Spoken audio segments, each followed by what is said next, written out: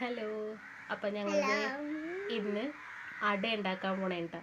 അപ്പം അടയും പിന്നെ ഞാനൊരു മാങ്ങാച്ചാറും ഇടുന്നുണ്ട്. അപ്പം അതാണ് നിങ്ങളിന്ന് കാണാൻ പോണത്. അപ്പം ഞങ്ങളുടെ വീഡിയോ കാണുന്ന എല്ലാവരും ലൈക്കും സബ്സ്ക്രൈബും കമൻറ്റും ചെയ്യണം കേട്ടോ. അപ്പോൾ അതേ ഞാൻ അട ഉണ്ടാക്കാൻ വേണ്ടി എടുത്തേക്കണം നമ്മുടെ റേഷൻ കടയിൽ നിന്ന് വാങ്ങിക്കുന്ന ആട്ടപ്പൊടിയാണ്. അപ്പോൾ ഞാനത് തലേ ദിവസം തന്നെ ഉമ്മിയൊക്കെ കളഞ്ഞ് നന്നായിട്ട് അരിച്ച് വെച്ചിട്ടുണ്ടായിരുന്നു. അപ്പോൾ എനിക്കും ഇഴക്കുട്ടനും മാത്രം മതി. അപ്പോൾ ഞങ്ങൾ കുറച്ചേ ഉണ്ടാക്കണമല്ലോ കേട്ടോ. അപ്പോൾ ഞാൻ അതിലോട്ട് നന്നായിട്ട് ഉപ്പ് ചേർത്ത് നന്നായിട്ട് വെള്ളമൊഴിച്ച് നമ്മുടെ ചപ്പാത്തിക്കൊക്കെ കുഴച്ചെടുക്കൂലേ, ആ ഒരു പരുവത്തിനാക്കി എടുത്തിട്ടുണ്ട്. അപ്പോൾ എനിക്കിതിൽ നിന്നൊരു 8 ഉണ്ടയോളം കിട്ടിയിട്ടുണ്ട് കേട്ടോ. അപ്പോൾ 8 അടയോളം എനിക്ക് ഉണ്ടാക്കാൻ പറ്റും. അപ്പോൾ ഞാൻ നന്നായിട്ട് കുഞ്ഞു നമ്മുടെ ചപ്പാത്തിക്കൊക്കെ എടുക്കുന്ന ചെറിയ ബോളില്ലേ, അതുപോലെ ആക്കി എടുത്തിട്ടുണ്ട് കേട്ടോ. അപ്പോൾ ഞാനിതിൻ്റെ ഉള്ളിലോട്ട് ഫില്ലിംഗ് ആയിട്ട് വെച്ച് കൊടുക്കുന്ന പീരയും പഞ്ചസാരയാണ്. അപ്പം നിങ്ങൾക്ക് ആവശ്യമുണ്ടെന്നാണെങ്കിൽ ഏലക്കയും ജീരകപ്പൊടിയൊക്കെ ചേർക്കാം മണത്തിന്. ഞാനതൊന്നും ഉപയോഗിക്കണില്ല. അപ്പോൾ നമുക്ക് നമ്മുടെ അട ഉണ്ടാക്കാം. അപ്പം ഞാൻ വാഴയില നന്നായിട്ട് വാട്ടി നമ്മുടെ ചപ്പാത്തിയുടെ പൊടിയില്ലേ, അത് നന്നായിട്ട് ചപ്പാത്തിയുടെ ഉണ്ട നന്നായിട്ട് പരത്തി ഒരു റൗണ്ട് ഷേപ്പിലാക്കിയിട്ട് നമ്മുടെ പീരയും പഞ്ചസാരയും വെച്ച് നന്നായിട്ട് അമർത്തി എടുത്തിട്ടുണ്ട് കേട്ടോ. അപ്പം നമുക്ക് 8 എണ്ണം അതുപോലെ ചെയ്തെടുക്കാവേ.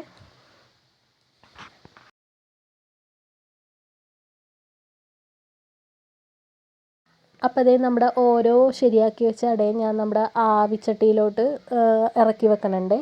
എന്നിട്ട് നമുക്കിതൊരു 15 മിനിറ്റ് നന്നായിട്ട് ആവിയേറ്റിയെടുക്കാം. നമ്മുടെ ഗോതമ്പ് പൊടിയല്ലേ, അപ്പോൾ അത്യാവശ്യം വേവുണ്ടാവും ഇതിന്.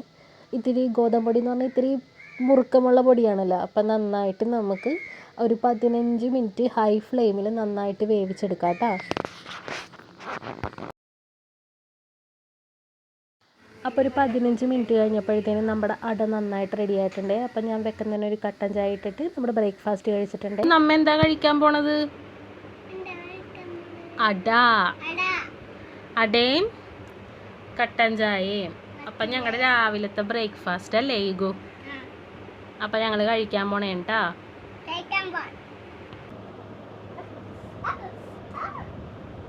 പുള്ളിയാ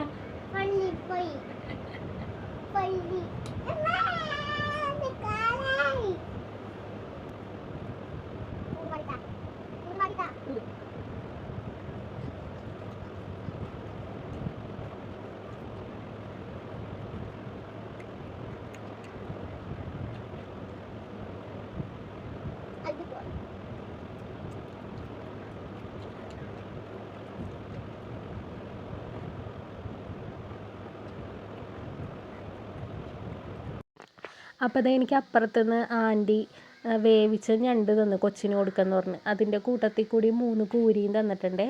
അപ്പം ഞാൻ ആ കൂരി ഞാനിന്ന് തിളപ്പിക്കാൻ പോണത്. അപ്പോൾ അത് വെക്കുന്നതന്നെ ഞാൻ വെട്ടിത്തേച്ച് കഴുകി എടുത്തിട്ടുണ്ട് കേട്ടോ. അപ്പോൾ അത് ഇവിടെ കരണ്ടില്ല, കരണ്ട് പോയും വന്ന് നിൽക്കണേണ്. അപ്പം നമ്മുടെ കൂരി ഞാൻ വെട്ടി വെച്ചിട്ടുണ്ടല്ലോ, അപ്പോൾ അത് നമുക്ക് നന്നായിട്ട് തിളപ്പിക്കാം. അപ്പോൾ ലൈറ്റിൻ്റെ എന്തെങ്കിലും പ്രശ്നം ഉണ്ടാവുമെങ്കിൽ ഒന്ന് ക്ഷമിക്കണം. ഈ ഫോണിനും വലിയ ക്ലാരിറ്റി ഇല്ല. അപ്പം നമ്മൾ കൂരിക്കറി നമുക്ക് കൂരി തിളപ്പിക്കാം. അപ്പോൾ നമ്മുടെ എണ്ണ ചൂടായി വന്നപ്പോഴത്തേനും ഞാൻ പച്ചമുളകും സവാളയും ഇഞ്ചിയൊക്കെ കൂടിയിട്ട് നന്നായിട്ട് വഴറ്റിയിട്ട് ആവശ്യത്തിന് ഉപ്പിട്ട് മുളക് പൊടിയും മഞ്ഞൾപ്പൊടി ഇട്ട് നന്നായിട്ട് മൂപ്പിച്ചെടുക്കുന്നുണ്ട് കേട്ടോ. എന്നിട്ട് നമുക്ക് സാധാ ചെയ്യണ പോലെ തന്നെ പുളിവെള്ളം ഒഴിച്ച് നന്നായിട്ട് തിളപ്പിച്ചെടുക്കാം. അപ്പോൾ ഞാനിന്ന് നമ്മുടെ ഈ കൂരി ആയതുകൊണ്ട് ഇത്തിരി പുളി കൂടുതൽ നിൽക്കണം. അപ്പോൾ ഞാനൊരു ടേസ്റ്റിന് വേണ്ടിയിട്ട് ഇത്തിരി മാങ്ങയും കൂടി ഇട്ട് കൊടുത്തിട്ടുണ്ട് കേട്ടോ, പച്ചമാങ്ങ. അപ്പോൾ ഈ മാങ്ങയിൽ നിന്ന് കുറച്ചെടുത്താൽ ഞാൻ അച്ചാറിടണത്. അപ്പോൾ ഞാൻ മാങ്ങ അരിഞ്ഞ് നന്നായിട്ട് നമ്മുടെ ചാറിലോട്ട് ഇട്ട് കൊടുത്തിട്ടുണ്ട്. അപ്പോൾ നമ്മുടെ മാങ്ങ ഒന്ന് നന്നായിട്ട് വെന്ത് വരട്ടെ. അപ്പോൾ ചാറ് തിളച്ച് വരുമ്പോഴത്തേനും നമുക്ക് മീൻ കഷ്ണം ഇട്ട് കൊടുക്കാവേ. അപ്പോൾ നമ്മുടെ ചാറ് തിളച്ച് വന്നപ്പോഴത്തേനും ഞാൻ മീൻ കഷ്ണം ഓരോന്നേ പെറുക്കിയിട്ടിട്ടുണ്ട്.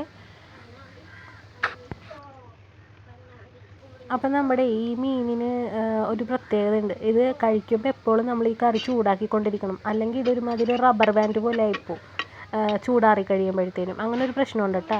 അപ്പം ഞാൻ കുറച്ച് വേപ്പിലയൊക്കെ തൂവി കൊടുത്ത് നന്നായിട്ട് അടച്ച് വെച്ചൊരു 10 മിനിറ്റോളം ഞാൻ വേവിക്കുന്നുണ്ട് കേട്ടോ. അപ്പോൾ കുറച്ച് നേരം കഴിഞ്ഞപ്പോൾ നമ്മുടെ കറി നന്നായിട്ട് തിളച്ച് ഉപ്പും പുളിയൊക്കെ പിടിച്ച് വന്നിട്ടുണ്ട്.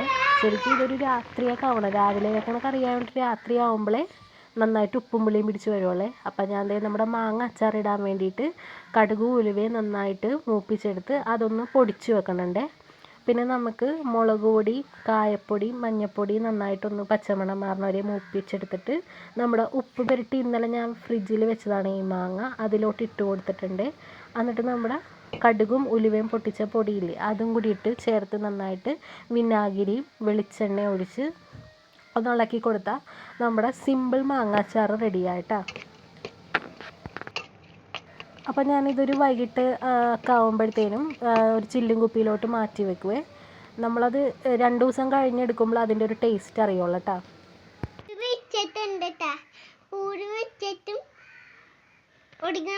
അപ്പോൾ ഇത് നമ്മുടെ ഇന്നത്തെ പണിയൊക്കെ കഴിഞ്ഞിട്ടുണ്ട്. കൂരിക്കറി വെച്ച് മാങ്ങാച്ചാറിട്ട് രാവിലത്തെ നമ്മുടെ ബ്രേക്ക്ഫാസ്റ്റ് അടയും ചായയും കഴിച്ച്. അപ്പോൾ വീണ്ടും ഒരു വീഡിയോ ആയിട്ട് കാണാം. ടാറ്റാ.